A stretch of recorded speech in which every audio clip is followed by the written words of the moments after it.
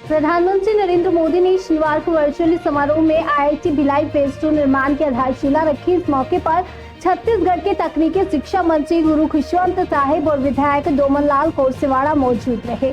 परियोजना के लिए केंद्र सरकार ने 2257 करोड़ रुपए मंजूर किए हैं, जिसमें से 1092 करोड़ रुपए भवन निर्माण पर खर्च होंगे। विस्तार के बाद आईआईटी भिलाई का निर्मित क्षेत्र 1.5 लाख वर्ग मीटर से ज्यादा बढ़ जाएगा और छात्रों की संख्या 1500 से बढ़कर 3000 हो जाएगी और 300 से अधिक फैकल्टी व स्टाफ की भर्ती होगी। इसमें छात्रावास, मेस, खेल परिसर, थिएटर, हॉस्पिटल और शॉपिंग कॉम्प्लेक्स जैसे ढांचे भी तैयार होंगे। सबसे खास 96 करोड़ की लागत से छत्तीसगढ़ का पहला रिसर्च पार्क बनेगा, जो उद्योग और अकादमिक जगत को जोड़कर नई तकनीकों का विकास करेगा। यह प्रोजेक्ट 2028 तक पूरा होने की उम्मीद है।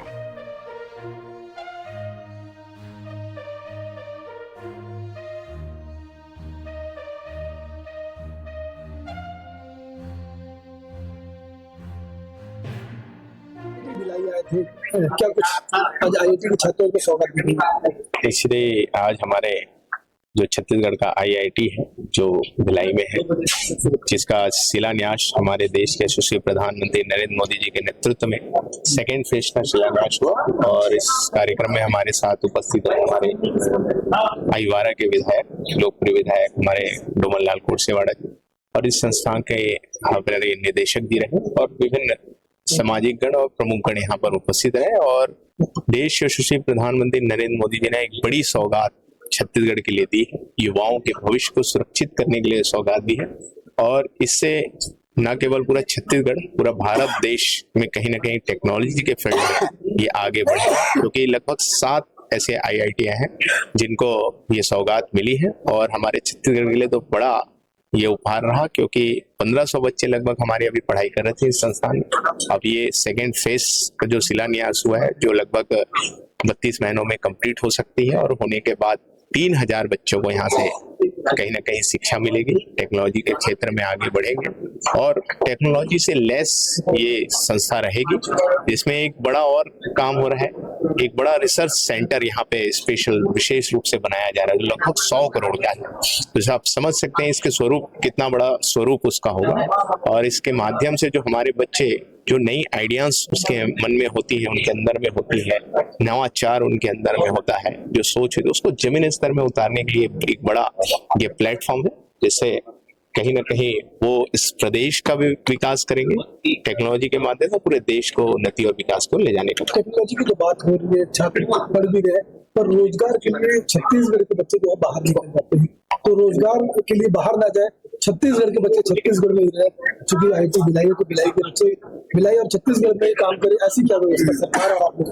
देखिए, छत्तीसगढ़ में माननीय मुख्यमंत्री विष्णुदेव साय जी की सरकार आई, तब से युवाओं के लिए रोजगार के अपॉर्चुनिटीज बहुत सारे विकल्प आए हैं। आप देख भी रहे हैं हमारे जो जितने भी विभाग है उसमें लगातार वैकेंसीज निकल रहे हैं। इसके साथ ही साथ जो सबको तो हम गवर्नमेंट जॉब नहीं दे सकते, तो निश्चित ही हम चाहते हैं कि वो उद्योग भी लगाओ, तो उद्योग के भी लिए लगातार हमारे माननीय मुख्यमंत्री विष्णुदेव साय जी काम कर रहे हैं। नया उद्योग नीति आया ही है, आप सबको मालूम है, और इस 19 महीने में लगभग 7 लाख करोड़ रुपए का इन्वेस्टमेंट का यहाँ पे कहीं ना कहीं एमओयूज हुए हैं।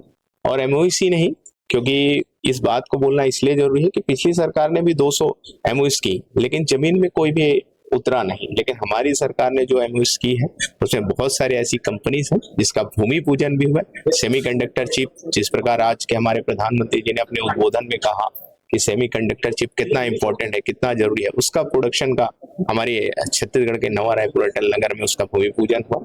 तो आने वाले समय में युवाओं के लिए बहुत सारे अपॉर्चुनिटीज आने हैं, क्योंकि जब ये फैक्ट्रीज खुलेगी, कंपनीज खुलेगी, तो निश्चित है उसमें भी रोजगार के अवसर हमारे युवा साथियों को मिलेगा और सभी विभागों में लगातार नौकरियां निकल रही हैं। तो आने वाले समय में बहुत सारी संभावनाएं युवाओं के लिए बनी है। फैकल्टी की कमी है सर, उसको लेकर क्या करेंगे? देखिए, अभी हमारे हायर एजुकेशन में लगभग 700 वैकेंसीज के लिए अभी स्वीकृति मिली है, जिसमें 700 हमारे प्रोफेसर लोगों की नियुक्ति होने वाली है। तो ऐसे ही अभी और भी बहुत सारे वैकेंसीज आने वाले समय में निकलनी है और जो मेरे ख्याल से लगभग बहुत सारे जगह में पर्याप्त है और जहाँ कमियां हैं तो उसको ध्यान दिया जा रहा है और उसके अनुरूप ही अभी 700 निकले और NOC में और भी निकले। सर एक लास्ट क्वेश्चन, तकनीकी शिक्षा में भाषा फाउंडेशन भी बुक करते हुए शुरू किया गया, तो क्या आने वाले वक्त में राइटिंग भी इसका जो है क्या फाउंडेशन लैंग्वेज का था जो इंग्लिश था उसको हिंदी किया गया है जैसे कि CSVT में, तो आने वाले वक्त में क्या और भी यूनिवर्सिटी में? देखिए, हमारी जो राष्ट्रीय शिक्षा नीति है उसमें कहीं ना कहीं ये प्रावधान है कि हमारी जो भारतीय संस्कृति है, भारतीय परंपरा है, उसको कहीं ना कहीं लागू करना है। तो हमारे CSVT में हमने अभी ये लागू किया है कि हिंदी में भी वहाँ पे एग्जाम्स होंगे, हिंदी में वहाँ पे पढ़ाई होगी। तो इसके लिए लगातार हमारे हायर एजुकेशन में सारे संस्थानों में ये लागू हो भी रहा है और हमारी संस्कृति को हम लोग आगे बढ़ाने के लिए काम कर रहे हैं और इसमें विशेष फोकस किया जा रहा है, क्योंकि जिस प्रकार हम चाहते हैं कि हमारा देश आत्मनिर्भर हो, तो निश्चित ही जरूरी है स्वदेश की जो चीजें हैं उसको हम आगे बढ़ावा दें। तो इसके लिए लगातार काम हो रही है। माननीय मुख्यमंत्री विष्णुदेव साय जी के नेतृत्व में इसमें विशेष फोकस किया। सर आज मंत्री जी आए थे और PM साहब ने एक बड़ा सौगात दिया है, किस रूप में देखते हैं इसको? ये बहुत बड़ी बात है हमारे छत्तीसगढ़ राज्य के लिए। ये फेज बी IIT का, IIT भिलाई 2 फेजेस में बनने को था। एक फर्स्ट फेज जो कि पूरा हो गया 2024 फरवरी 20 फरवरी 2024 को आदरणीय प्रधानमंत्री जी ने इसका देश के नाम इसको समर्पित किया और दूसरा फेज 2025 से शुरू हो गया। आज उसका स्टोन लेइंग सेरेमनी थी और ये करीब 1200 करोड़ का निर्माण में खर्च होना है, मतलब सिविल स्ट्रक्चर में कुल 2200 करोड़ का ये प्रोजेक्ट है। करीब 1200 करोड़ निर्माण के लिए खर्च किया जाएगा और इसे कुल 2.5 वर्षों में बन करके तैयार होना है। कितना खास देखते हैं, खासकर ये इसलिए बहुत खास है क्योंकि सब कुछ डबल हो जाएगा, दुगना हो जाएगा, क्योंकि अभी तक फेज ए में जितना था अब उसका जस्ट उतना ही और फेज बी हो गया और फेज बी होने का मतलब दुगना, यानी कि 1500 छात्राएं अभी हैं, अब 3000 छात्राएं हो जाएंगे। करीब करीब 300 फैकल्टी मेंबर्स और ऑफिस स्टाफ के लोग हो जाएंगे। तो ये एक बड़ा रोजगार भी खोलेगा। छत्तीसगढ़ के लिए बहुत बड़ी बात होगी कि एक इतनी बड़ी संख्या में छात्राओं का यहाँ पढ़ना, रोजगार का उत्पन्न होना। ये और इससे बड़ी बात ये है कि वो जो छात्र निकलते हैं यहाँ से, छात्राएं, वो बहुत ही स्किल्ड हैं, हाईली स्किल्ड, हाईली नॉलेजेबल हैं, क्योंकि वो एक कठिन परीक्षाओं के थ्रू यहाँ आते हैं। तो वो खुद में भी बहुत सारे रोजगार शुरू करते हैं, तो उनका अपना जो रोजगार शुरू होगा वो भी अपने आप में एक बड़ा होगा। तो हम इसे एक बड़ी उपलब्धि के रूप में देख रहे हैं। एक बड़ा विजन है आदरणीय प्रधानमंत्री जी का और छत्तीसगढ़ के हमारे मुख्यमंत्री जी, उनका हमेशा से प्रयास रहा है कि कैसे हम टेक्नोलॉजी के क्षेत्र में आगे जाएं।